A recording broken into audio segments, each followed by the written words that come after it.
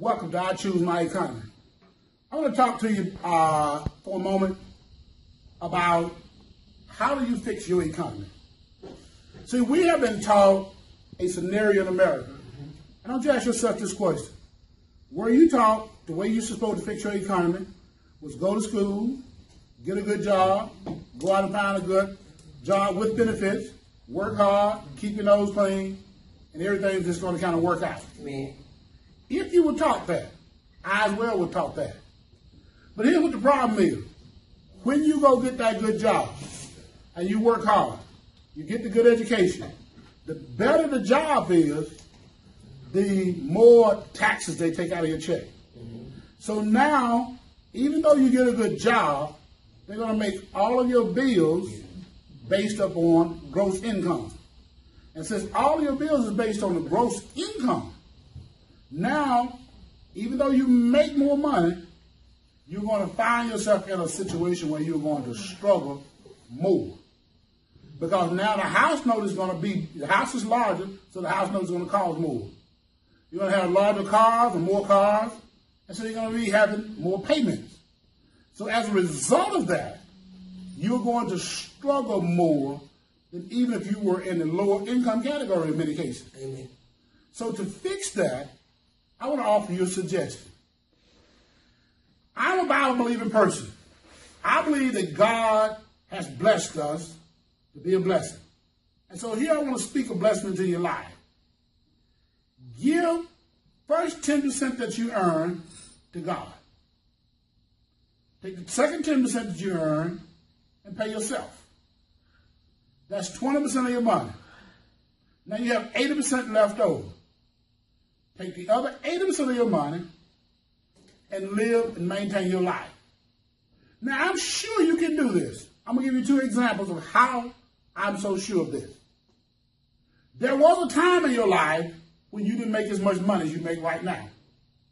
And in that time, you lived on less money. As an example, when my wife and I first got married some 38 years ago, our household income was $10,000 a year. And we lived well within that means.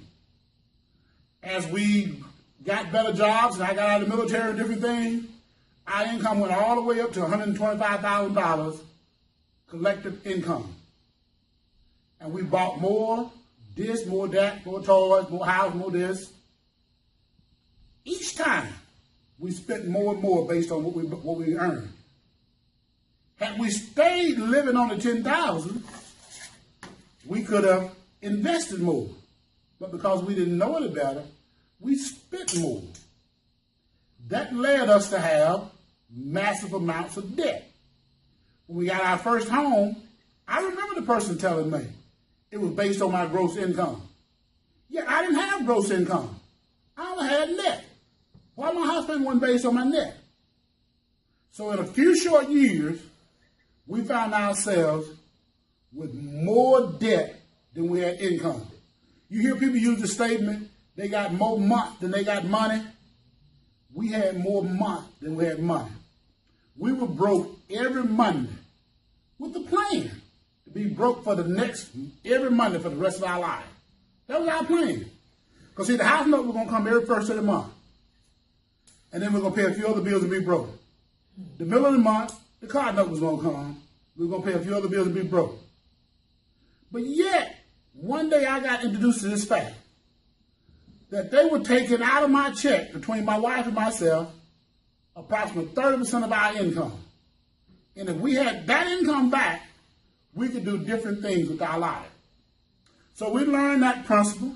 That's a principle today we call income shifting. We applied that principle to our lives. And now, with that extra 30%, I want to be clear now, we told ourselves we needed it, just like you're going to tell yourself you need it. But we know you didn't need it because you weren't using it. It was going to taxes. I know you say it, but yeah, Evan, I need the money. No, you don't. Because if you needed it, you would have been spending it already. So keep struggling for a little while longer.